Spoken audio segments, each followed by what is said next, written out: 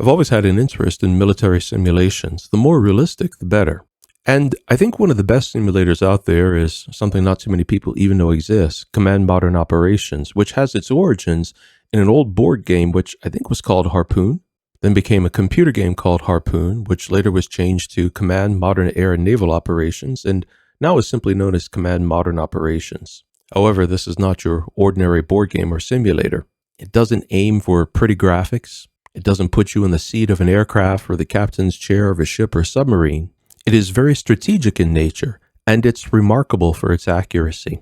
In fact, there are classified versions of Command Modern Operations that are used to train military strategists. And even the civilian versions are pretty much the most up-to-date and accurate thing you're going to get out there in terms of being able to study or learn about modern military strategy. So when it hit the news a few days ago that the Ukrainians had managed to sink a major naval Russian ship, a lot of people, myself included, began to question just exactly how they did it. Some persons I know turned to DCS, the flight simulator, to try to answer that question, as it's very accurate. And DCS does a great job, especially with anything related to aviation. And it's also extremely visually accurate. But when it comes to accurately calculating the potential for weapons platforms to perform, nothing that I know of really beats Command Modern Operations. The sim is not graphically strong. In fact, what you see in front of you is pretty much what you get with Command Modern Operations. A two-dimensional map of the entire world. It is very accurate as it's taken from satellite data, and you can zoom right down to the ground. So if satellite data shows it in real life, you'll see a rendition of it on the ground. But more importantly than just what you see on a map, the sim will calculate things like air and water conditions in every single cubic meter involved in a battle. It will calculate things such as electronic warfare interactions. And overall, it will give incredibly accurate predictions and outcomes. So I decided to turn toward Command Modern Operations, or CMO as it's also known, to run some test simulations on just how did the Ukrainians manage to destroy a major Russian warship, a Slava-class warship, a ship that was designed during the Cold War to be capable of sinking U.S. aircraft carriers, which are considered all but invincible.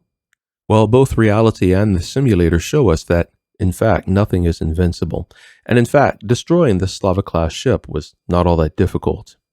Now, it's been said that the Ukrainians managed to hit the Slava, more recently known as a Moskva-class ship, which is a guided missile cruiser, with perhaps 2 missiles.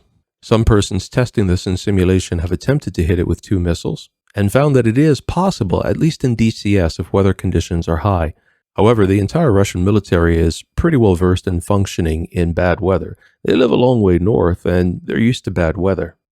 According to the sim, as run by CMO, hitting the ship with just 2 missiles would be almost impossible. It wouldn't matter how you launch them. Hell, even if the Ukrainians had a submarine and could get very close to the Moskva, it would still likely take out just 2 incoming missiles.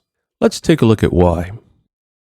Command Modern Operations contains an exhaustive encyclopedia of the military hardware throughout the world, ships, aircraft, submarines, and land facilities.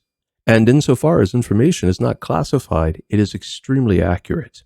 This is the Moskva ship, and as you can see, it is bristling with both offensive and defensive capabilities.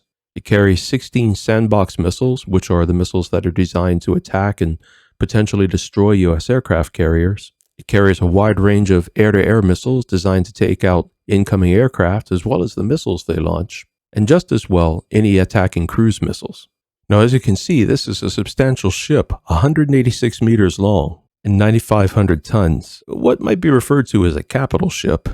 And if we look further down into the database, we can see this ship hosts an array of sensors which, at least on paper, should be very effective, including AK-630M Gatling guns for point defense. They have an anti-air range of 1 nautical mile, but that's really a last-ditch defense. Its primary defense is its SAN-6A, aka Grumble anti-air missiles, which have a range of up to 40.5 nautical miles and are ostensibly capable of defending the ship against aircraft, helicopters, and any manner of incoming missiles. In addition, though it's not relevant to our discussion, the ship is capable of launching torpedoes and various other kinds of ordnance. In short, it's an extremely capable vessel, again, at least on paper.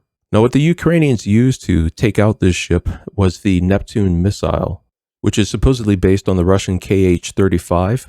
However, the information I can find on this missile online, because it's not included in CMO at this time, it's just too new an asset, is that this missile has likely incorporated a great deal of Western technology, which is reflected both in the way it's built. There are parts of it that resemble the Harpoon, and which is also incorporated in its interior in the form of its electronics and sensors, its processing capabilities, and doubtless its flight patterns. I suspect this missile boasts the impressive sea-skimming capabilities of the Harpoon. Now, the sea state was rough at the time of the attack. I understand that wind speeds were between 15 and 21 knots, which would make for around sea state 5. It's possible there was cloud cover and rain. However, I've been out sailing myself in conditions of sea state 5 on perfectly clear days, so I'm not sure. And a lot of the data on this right now is just not known. It's classified, and it's probably going to remain classified for some time, but I'm going to assume the likely position that there was rain, cloud cover, and wind. However, I'm going to give the simulation the benefits of assuming that the attack happened during hours when things could be seen. That could be under the full moon, or it could be daylight. And then we're going to run the simulation. So as I noted, neither CMO nor DCS nor any other MILSIM I know of has any kind of accurate simulation of the Neptune missile at this time. It's just too new. Some persons have been running simulated tests with the Kh-35, but I believe using the Kh-35 is going to far understate the capabilities of the Neptune, as the Ukrainians have shown themselves to be quite adept at adapting to and applying new technologies. I believe a much better approximation of this missile will be something closer to a Western Harpoon, and I've selected the Taiwanese Harpoons, which can be launched from land-based vehicles, much the way many SAM systems are. So what I'm going to do is launch 2 Harpoons at the Moskva from the northeast, where I've placed a surface-to-surface missile Harpoon battery near the coast. These are capable of launching RGM-84L Harpoon 2 missiles, and are, insofar as I can tell, a fairly close approximation of the capabilities of the Neptune missile, which is also a very modern design. Again, viewers should note the accuracy of Command Modern Operations. Everything that is known about the missile's guidance system, flight characteristics, the Moskva's defenses, atmospheric conditions, electronic warfare, all of this will be factored into this simulation. In addition, I have set the weather to match as closely as I can ascertain the conditions during the time of the attack. Now we're going to set the northeast launcher to send 2 Harpoons toward the the Moskva, the new name of this guided missile cruiser. 600.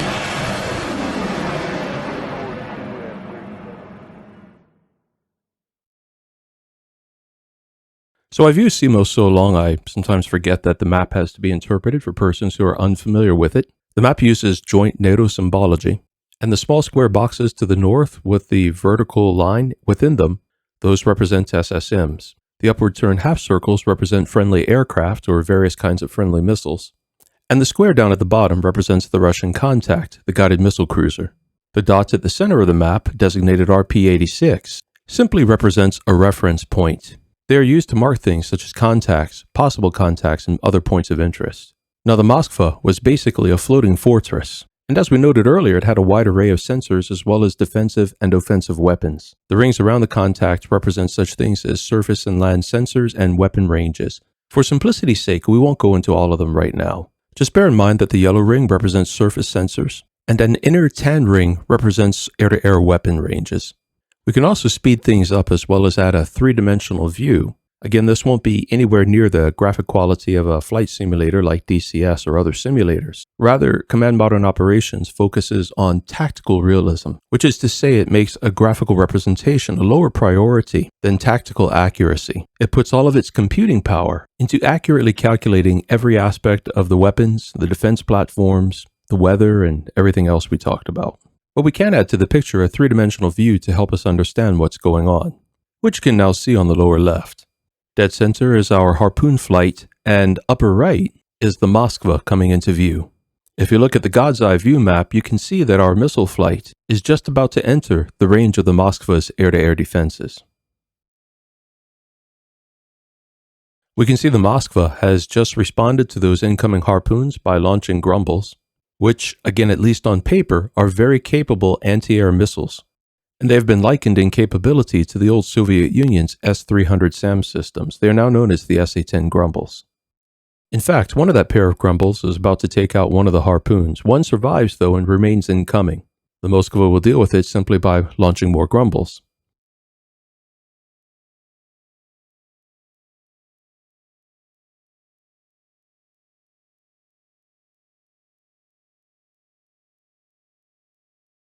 Now you can see in the God's Eye View map and the three-dimensional perspective that second launch of a grumble failed. But from the Moskva's perspective, it still has plenty of time to deal with a single incoming missile, so it launches one more grumble. And the detonation impact icon shows a hit. Our harpoon is gone. Now I repeated this particular simulation over and over again in good weather and bad weather circumstances, and in anything including hurricane force conditions. The Moskva's defenses were easily able to handle a small volley of incoming harpoons. However, any set of defenses can be overwhelmed, and when attempting to kill a warship, that's often the strategy. In the movies, you'll often see one or two missiles being launched at a time. In reality, it's different. If you look at the actual war footage taken from what is going on in Ukraine right now, you'll see massive volleys of rockets, for example, being launched at a single time. So now what we're going to do is use those two lower SSN launchers to launch their entire complements of harpoons. Each carries 1 dozen harpoons. So we'll be firing a total of 24 harpoons at the Moskva. However, first I'm going to refresh the assets so that we are treating the Moskva as still equipped with a full complement of grumbles, and Ukraine's SSN launchers is still equipped with a full complement of harpoons. We're only going to use 2 of the launchers for 24 harpoons. 600.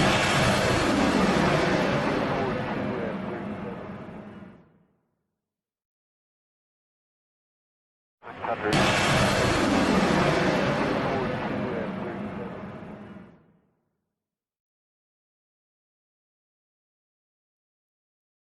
600. 600.